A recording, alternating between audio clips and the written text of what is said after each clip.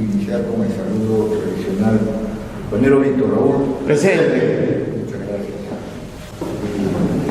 El día de hoy, en la línea de actividades que hemos venido desarrollando, esta es la segunda jornada referida puntualmente al tema de la reforma política. Ya anteriormente hemos abordado el tema de la reforma judicial, que la vimos con amplitud, y en esta oportunidad contamos con la presencia muy gentil de la doctora María Pilar Sello, y docente universitaria, periodista de opinión, y también abogada, muy connotada líder de opinión periodística. Y también contamos con la presencia del compañero Martín de la Torre, quien, además de haber sido parlamentario, también ha sido jefe del CEPLAN y de la Agencia Peruana de Cooperación Internacional, entre otros cargos, aparte de la docencia universitaria, y también articulista, periodista de opinión en varios y también de algunas obras. Y el único sociólogo constitucionalista. Y constitucionalista. Quería yo remarcar también en esta ocasión un homenaje breve a nuestro tío también, invitado inicial que estuvo previsto el doctor Enrique Bernales. Él inicialmente había aceptado, después nos comunicó por correo, por mensaje de WhatsApp, dificultad para participar, bueno, ya después el desenlace que hemos conocido todos. El tema dentro de la reforma política son los 3 puntos que se han planteado dentro de los 4 para el referéndum convocado por el gobierno. Los temas centrales de esta reforma política para el Ejecutivo viene a ser en este momento la no reelección inmediata de los congresistas, el tema del financiamiento de los partidos políticos y el gran tema de la bicameralidad. Entonces, sin mayor preámbulo, yo le doy mucho la palabra a la doctora María Pilar Sello para la primera.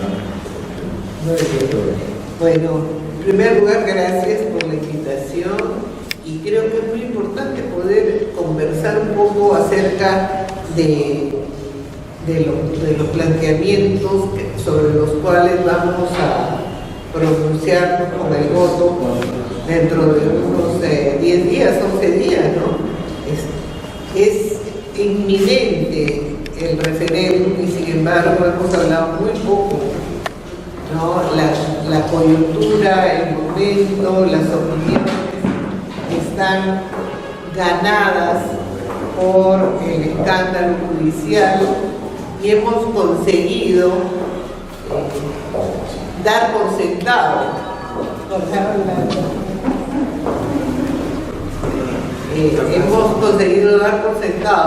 de que ese referéndum se va a llevar a cabo y que todo el mundo está de acuerdo con la posición que el presidente Vizcarra ha hecho campaña, es el único que ha hecho campaña, contradiciendo las leyes, porque se dice que justamente el único que no debería hacer campaña sobre el referéndum es el presidente de la República, pero lo ha hecho, y incluso se ha permitido orientar el voto negativo respecto de la bicameralidad, que a mí me parece una barbaridad.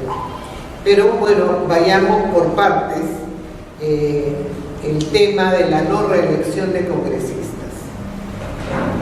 Yo creo que esta es una medida populista que Vizcarra ha conseguido imponerla en el Congreso, y que muchos de los que apoyaron la no reelección lo hicieron ligando el proyecto de la no reelección a la bicameralidad, porque eso les permitía postular por una cámara que todavía no está creada, que podía ser el Senado, ¿no es cierto? Pero ahora con el tema de que la bicameralidad está en riesgo, la no reelección nos puede dar un congreso de culpines en lo inmediato, porque es una no reelección inmediata, pero pasado todo un periodo se pueden volver a presentar. O sea que tampoco es lo que se quiere vender, que es la renovación absoluta de la clase política que va a ir al legislativo, tampoco es así. Incluso si la bicameralidad se rechaza y se acepta la no reelección al Parlamento unicameral que tenemos, pasará pues 5 años y después volverán a presentarse los mismos que conocemos, que ya estarían habilitados para volver a presentarse. Ahora, la experiencia no tiene sustitutos, esa es la verdad. El aprendizaje se hace por teoría y también por práctica. Y vamos a tener un congreso de pulpines, de repente de gente teóricamente muy preparada, pero que nunca ha sido congresista y por lo tanto no va a armar ese poder legislativo con la velocidad que lo deberíamos necesitar, porque imagínense, mientras que experimentan y aprenden, porque al final el poder legislativo tiene un gran peso, ¿no? Es fiscalizar, representar, legislar. No son tareas fáciles y tampoco son tareas que se pueden improvisar de un momento a otro. Entonces, yo estoy en desacuerdo con el tema de la no reelección. Personalmente no estoy de acuerdo. Creo que es un exceso de populismo en la presentación, porque lo que se trata es de conectar con el rechazo que la gente tiene frente a un congreso, pues, que es un congreso mayoritariamente de impresentables, ¿no? Y ese es el trabajo que Fuerza Popular ha hecho, reclutar un conjunto de impresentables que solamente tenían dinero para poder pagar la cuota de ingreso a la lista y nada más. Y tenemos gente que ni siquiera ha podido acreditar estudios secundarios, ¿no? Por no decir primarios, y gente tan impresentable como Mamani, ¿no? Que es una vergüenza, realmente una vergüenza para lo que es el Parlamento, ¿no? Entonces, de hecho, tenemos un Parlamento que ha ido de mal en peor, pero creo que este es el peor. Ahora, nada garantiza que un Parlamento de nuevos, de aquí a 5 años, vaya a ser mejor que este tampoco, ¿no? Porque inexperiencia no quiere decir ni honestidad, ni preparación, ni capacidad. Al contrario, todo junto puede darnos un resultado muy malo. Así que para mí el tema de la no reelección me parece muy delicado y opino en contra. Lo que me parece sí bien importante es el tema del financiamiento de los partidos, porque nosotros hemos aplicado siempre el mismo modelo de financiamiento de Estados Unidos, ¿no? La democracia del dólar, porque en realidad no es el sufragio de la gente lo que determina, sino el dinero de los candidatos lo que determina el acceso al poder.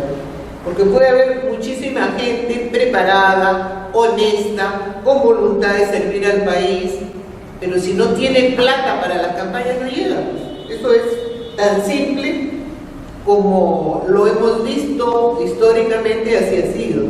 Y con el gran peso que tienen los medios de comunicación, en especial la televisión, para difundir, y además incluso el debate se limita con esta especialidad que ha venido del neoliberalismo, del marketing político. O sea, ahora las ideas y las candidaturas se venden igual, se mercadean igual que un jabón, que una pasta de dientes.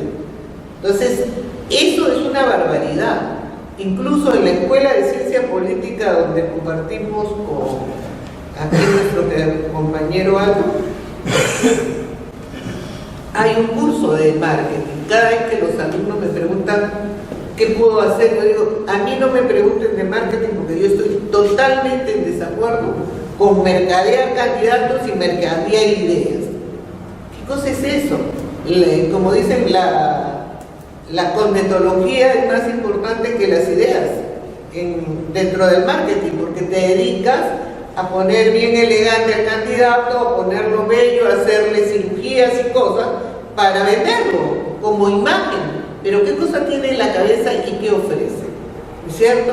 Esa es una distorsión tremenda del neoliberalismo que hace, pues, que torna mercancías todo, la educación, la salud, la política, las ideas, los debates, todo se mercadea en este tiempo.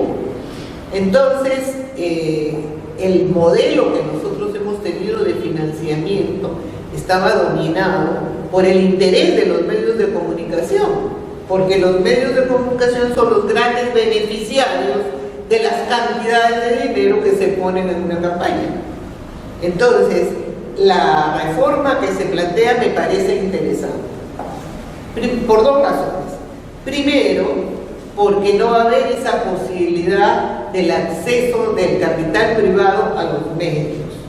O sea, los medios de comunicación van a venderle al Estado la franja o los espacios y el Estado va a poner esos espacios a disposición de los candidatos. Eso me parece interesante y es algo similar a lo que se hace en Europa, ¿no? En Francia, sobre todo, que es el modelo que yo más conozco, es el Estado el que da las posibilidades de la publicidad. Incluso hasta las paredes las dan para que se coloquen los afiches, ¿no? Se dan espacios de radio, espacios de televisión, espacios de prensa escrita, pero que son pagados por el Estado, o sea, dinero público, que luego se recupera conforme se hayan tenido votaciones los candidatos. O sea, están obligados los que llegan, no devuelven, pero los que no llegaron sí tienen que devolver, porque no se convierten en autoridades y el Estado no financia a los perdedores, sino solo a los ganadores. Ese matiz no se ha incluido en la propuesta nuestra, pero es muy importante el tema de que el financiamiento privado ya no va a irrigar la economía de los medios de comunicación. ¿Por qué? Porque los medios de comunicación cada 5 años hacían su agosto y recuperaban finanzas con lo que significaba la campaña electoral. Y todos los candidatos, desde parlamentarios a otras autoridades, sean locales, regionales, del gobierno central, todos lo saben. Hay que tener el dinero para difundir el número del voto preferencial. Hay que tener el dinero para hacer la campaña. Y ha ido creciendo. Porque ahora, ¿cuánto cuesta una campaña presidencial? Millones. ¿Cuánto cuesta una curul? ¿No? Antes era $30.000, ahora es algo de $300.000, $400.000 por curul, ¿no es cierto? Entonces es una barbaridad, es un acierto que se haya hecho esta limitación y también que se haya legislado, porque al final nosotros vamos a opinar sobre las grandes preguntas que no son sino orientaciones que el Congreso va a recoger para después reflejarlo en la legislación que es de desarrollo constitucional o leyes orgánicas, o leyes de partidos políticos. Por ejemplo, lo que nosotros ahora aprobemos como modificación constitucional va a originar todo un movimiento de reforma a otros niveles jerárquicos de leyes, resoluciones, leyes orgánicas, reglamentos y demás. Entonces es importante un segundo aspecto que es poder penalizar el dinero ilícito, que entra también a irrigar las campañas electorales. Es otro aspecto considerado en la propuesta que me parece muy importante y muy necesario, porque todos sabemos que el narcotráfico, que la delincuencia organizada, que gente, grupos económicos interesados. Y lo estamos viendo, la corrupción funciona desde las campañas electorales, desde la apuesta que intereses económicos hacen a ganador, a placer, hasta el tercer puesto es financiado, ¿no es cierto? ¿Por qué?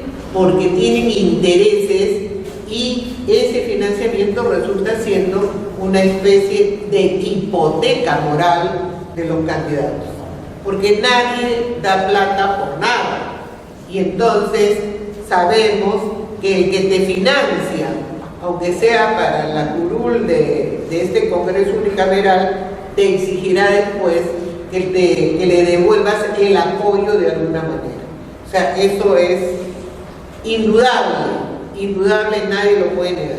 Entonces, que haya la mente abierta para evitar estos dineros oscuros irriguen la política de esta manera me parece importantísimo. Estos dos aspectos, o sea, penalizar el dinero ilícito y determinar que solo el dinero público compra espacios en los medios de comunicación para entregar a los candidatos, me parece fundamental. Tal vez pueden haber otras cosas más que se pueden perfeccionar, pero con eso ya se ha puesto una gran piedra de base. Ahora, el tema para mí más importante, después del financiamiento, porque el financiamiento es fundamental, es la bicameralidad. Necesitamos la bicameralidad. Necesitamos que la política entre en más serenidad, más equilibrio, más moderación, más capacidad de análisis y de búsqueda del interés común. Este Congreso unicameral es el invento de un fujimorismo que quiso enseñorearse y debilitar al Parlamento, y lo consiguió, por supuesto, ¿cierto? El fujimorismo levantó su poder sobre varias mafias. Una de ellas era la congresista, otra era la judicial, otra era la de los medios de comunicación, otra era la del narcotráfico, otra era la castrense. O sea, así nos tuvieron y así nos gobernaron. Y este es la herencia, un Congreso unicameral en donde entra gente que no está a la altura, y es el resultado que tenemos, ¿no? No hay una Cámara Revisora, no hay ese Senado que históricamente nos llenó de orgullo con los debates, ¿no? Donde estaba Sánchez, donde estaba Correjo Chávez, donde estaba Bedoya. O sea, había realmente personas que pensaban en el país y que uno se sentía orgulloso de escucharlos conversar en una cámara de Senado, que era todo un monumento a la ponderación, a la calidad, a la preparación, independientemente de las ideologías, era una cámara que aportaba. Ahora tenemos el problema de que debido a la infiltración de este tema de la cuestión de confianza, la bicameralidad está en riesgo. Lo último que quiero decir, medio minuto más, es que deberíamos hacer algo para garantizar que esa cuestión de confianza no entre en la decisión y podamos salvar la bicameralidad. Le correspondería al Congreso hacerlo, porque ya el Tribunal Constitucional se ha pronunciado sobre el tema de la cuestión de confianza. Es inconstitucional, pero en el referéndum nos va a impedir que votemos por la bicameralidad, que es posiblemente de las reformas políticas después del financiamiento lo mejor que nos podría suceder. Gracias. Muchas gracias.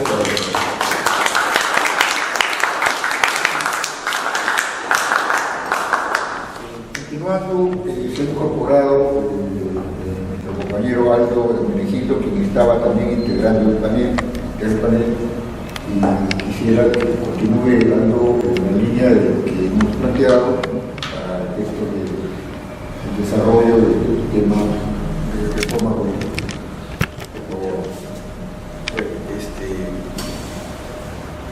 Primero quisiera destacar que estamos aquí un poco para compartir algunos puntos de vista básicamente académicos, no políticos, que no significa que no tengan efectos políticos. Es decir, hemos venido a plantearnos un conjunto de cuestionamientos e interrogantes, no a afirmar las respuestas. Las respuestas corresponden desarrollarlas a los políticos, ¿no es cierto?, a los que se dedican a la política seria. Entonces, creo yo de que hay que situar esto en algunos niveles de distinción. El primer problema es que lo que estamos aquí poniendo en juego y en discusión son, digamos, dos modelos de democracia, dos modelos de efectuarla, ¿no es cierto? Por un lado se pone en juego la democracia representativa y por el otro la democracia participativa, cuyo efecto es el tema del referéndum. No es la única expresión de la democracia participativa, tenemos otros ejemplos de pronto a nivel local, ¿no?, como el tema del presupuesto participativo o el tema de la revocatoria, que son todavía procesos en los cuales se ha puesto en juego la democracia participativa y todavía ameritan un balance serio del efecto real que han producido este tipo de medidas, ¿no es cierto?, en el diseño institucional. Entonces, hay un primer nivel que es el primer del diseño institucional, confiar en que son las instituciones las que tienen los problemas y que mejorando algunos mecanismos, ajustando un tornillito por aquí, un engranaje por acá, eso va a funcionar y va a producir otros resultados. Pero el otro nivel es el nivel básicamente de lo que podría llamar ya prácticamente el escenario donde se dan las decisiones políticas realmente, que es el terreno justamente de la elección, del voto, porque finalmente cualquier tipo de discusión va a terminar en el voto. Nunca se forma un consenso, porque si hubiera un consenso no habría necesidad de votar. Entonces en el voto se impone el peso de la mayoría, que no necesariamente es el peso o de lo que debe ser lo mejor, lo más correcto para la comunidad política. Simplemente es el peso del número, es el peso de la mayoría, ¿no es cierto?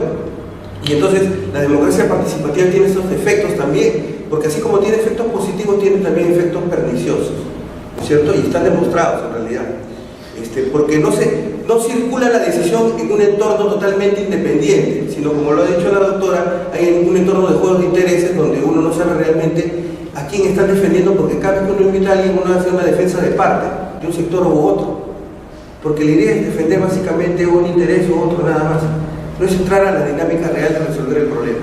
Entonces hay un terreno que es el de la cultura política y el de los medios de comunicación, que es el otro nivel, que es un nivel muy complejo. Ambos niveles son complejos porque requieren una mirada más, digamos, integral, es decir, como cuando dicen uno una visión de país que quieren construir, ¿no?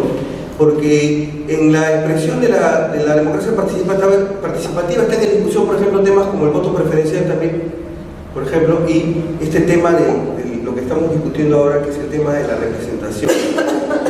Creo yo que en ese nivel, en el nivel institucional, ¿cómo se ha convocado este referéndum? No es una iniciativa popular, no es una iniciativa que haya la población o la sociedad civil organizada haya decidido llevar a cabo. No, es un recurso del presidente de la República para intentar equilibrar ciertos poderes, ¿no? Es un recurso porque él es el que está convocando a esa situación, él es el que ha decidido lanzar la iniciativa y de pronto hay ahí una discusión también entre un sistema de representación parlamentaria y un sistema presidencialista, que desde mi punto de vista sigue dando los problemas del caudillismo en el Perú, porque aquí también podemos discutir justamente de que a quién representa el presidente Vizcarra, pero la misma situación está en todos los partidos, en casi todos en general. Hay que recordar que en el fujimorismo, por ejemplo, en Fuerza Popular, solo el 15% son militantes, y lo cual no significa que crean en algún ideario particular, simplemente que están inscritos ahí formalmente, ¿no es cierto? Entonces, comenzamos a discutir, por ejemplo, el problema de la representación. La representación surge y se origina en el derecho privado, jurídicamente, en la idea de que una persona pueda ser capaz, y esto lo decía Sartori por ahí, de delegar en otra persona un conjunto de poderes o un conjunto de atributos, ¿no es cierto? Entonces funciona en un lugar la sustitución y en el otro lado en defensa de su interés. Entonces el patrocinado, esta persona, ¿no es cierto?, se vale de un segundo que tiene mejores recursos que él para afrontar una situación determinada, que puede ser una situación judicial o jurídica, ¿no es cierto? Este modelo también se replica de alguna manera en la representación política, y es parte del derecho público, porque es la idea esta de que también hay una sustitución, ¿no es cierto?, pero una relación de uno con muchos, y del otro lado también esta idea de en defensa de un interés de un grupo determinado. Pero aquí es donde surgen los problemas y que tienen que ver, como dice Sartori, con los problemas de la ignorancia y desconocimiento de la gente del funcionamiento de la representación y cuál fue el origen de la democracia representativa, porque aquí estamos viniendo a hacer una defensa de la democracia representativa, ¿no es cierto? Y vamos a desarrollar, si es que lo alcanza el tiempo, las críticas a la democracia participativa. Ya Mafferson había asegurado en 1980 los problemas que había para desarrollar una democracia participativa real, que implicaba que hubiera un cierto nivel de igualación socioeconómica y cultural en las personas para poder tomar decisiones adecuadas, para poder tener, en primer lugar, un acceso a información de calidad y en segundo lugar, la capacidad de poder procesar la información que recibe. ¿No es cierto? Y no ser sujetos de olas mediáticas que corresponden a intereses particulares. Entonces, decíamos que hay un problema de desconocimiento. ¿Por qué? Porque en principio sí se rompe este segundo nivel que se genera en el derecho privado con la representación. Sí, hay en principio una relación vinculante y una capacidad de revocabilidad en el derecho privado. O sea, si no me gusta mi abogado, yo simplemente no lo cambio, ¿no es cierto? ¿No? Porque no está representando mis intereses. Entonces hay una relación vinculante. Si él no ejecuta lo que yo le digo, y eso pasa muchas veces, simplemente yo lo cambio. Pero esto no sucede en la representación política, porque no hay lo que llamaríamos la teoría del mandato imperativo, ¿no es cierto? Ya no hay una relación vinculante con el electorado, y tampoco puede ser en defensa de su interés, porque el parlamentario tiene que actuar en defensa de la nación, no de un grupo determinado, para construir. Deja de perder esa relación de vínculo, ¿no es cierto? No hay la idea de que hay que representar eso, sino que lo que uno tiene que ver es la proyección de políticas públicas, de políticas nacionales. Eso implica entrar en un consenso y en un nivel de diálogo a nivel nacional. Entonces, se le pide a la representación y se cuestiona la representación cuando eso no es responsabilidad de la representación política, ¿no es cierto? Y como yo lo decía, en el otro nivel, la democracia participativa demuestra sus límites, sobre todo en estas circunstancias, particularmente con esto. ¿Por qué? Porque las dos reformas que son las reformas centrales que creo yo podrían cambiar la situación son dos, justamente las que refiero a la autora: el tema de la reelección y el tema de la bicameralidad. Y son las dos preguntas, curiosamente, hacia donde el Ejecutivo y todos los medios de comunicación están orientando que eso no se dé. Entonces, simplemente, el proceso va a ser, es una válvula de escape para resolver conflictos de coyuntura, ¿no es cierto? Y un elemento simbólico en el que se cree que la gente está acompañando al presidente a tomar una decisión, porque no está tomando ninguna decisión de nada, porque para empezar, la gente ni siquiera sabe lo que está votando. Y yo voy a ser honesto, ni yo mismo sé al detalle las cosas y los manejos ahí. Porque cuando se han analizado las preguntas, uno dice, parece que estuviera tomando un examen de admisión a la gente, ¿no es cierto? Entonces esas preguntas, pues, o sea, no van a funcionar, y porque aquí hay que retroceder más atrás, obviamente, y recuperar nuevamente también lo que la doctora decía, que hay que olvidar que no se puede separar la política de la economía. Y cierta economía o cierta forma de manejar la economía requiere un diseño institucional y un diseño político. Entonces, ¿por qué no fue posible que el neoliberalismo triunfara en la década de los 80, a pesar de que de repente había una crítica porque no había una coalición que representara a la burguesía nacional, al capital extranjero y a la representación política que se articulara adecuadamente? No, porque no existía el marco institucional para ponerlo en práctica, es decir, el llamado consenso de Washington. Hay que recordar 4 elementos centrales del consenso, ¿no es cierto? De regulación, privatizaciones, ajuste estructural y gobierno mínimo. Entonces había que desaparecer la Cámara y vender las empresas. Yo no estoy diciendo de que haya que defender el modelo que existía anteriormente. Esto, lo que pasa es que cuando uno está y critica en un lado, cree que está en el otro. Cuando está en el otro, o sea, uno no puede ser más que de dos colores, ¿no es cierto? Entonces, por supuesto, porque no hay gradaciones, eso no es real, eso no funciona en la realidad. Eso no existe en la realidad, ¿ya? Y entonces, si revisamos el segundo nivel, que es el de la comunicación política, yo decía, ¿por qué hoy en día el ciudadano está más... No hay ciudadanos, hay consumidores. Y la política del neoliberalismo es la antipolítica. Es que hay que reducir el gobierno, hay que reducir la regulación, hay que desaparecer a la política. Todos son malos, todos son unos monstruos. Entonces, no hay regulación, no hay controles de nada. Entonces, todas las empresas siguen haciendo, ¿cierto? Porque es el mejor escenario, porque no hay control de ninguna clase. Y entonces todo esto se retrotrae también al tema de la comunicación, que es cómo funcionan los patrones de comunicación, finalmente como estructuras como prisiones más bien, porque la gente nunca cuestiona lo primero que ve, simplemente se lo traga, se lo cree. Y lo estructuran de tal manera que tiene un sentido de realidad. Esto es como en el mito de la caverna, ¿no? Cuando llegaba, el hombre salió y se dio cuenta de que era de otra forma y llega, pero todo el mundo lo cree loco. Entonces cuando uno habla de estos temas, nadie los cree, porque entonces esa estructura funciona desde los niveles más altos hasta las redes. Y en las redes es donde más se puede generar esto que llamaba un filósofo surcoreano, Byung-Chul Han, las nuevas técnicas de poder, porque funcionan la psicopolítica, actúan a la psique, es a las conciencias de la gente. Entonces, estamos en un escenario muy complicado para hacer política. La política ha desaparecido en general. Y cualquiera que diga esto y lo que yo digo, nadie me va a invitar a los canales de televisión, ni me van a invitar a los programas de radio, ni me van a invitar a las empresas, porque estos son discursos mínimos que no se practican ni siquiera en lo que ustedes crean que es el Frente Amplio o todos los que están sintonizados con el sistema, porque son parte del establishment, del circuito establecido, del orden social. Y cada uno recibe a distintos niveles esos beneficios. ¿Cierto? Bueno, yo lo voy a dejar aquí por el momento porque me he extendido demasiado.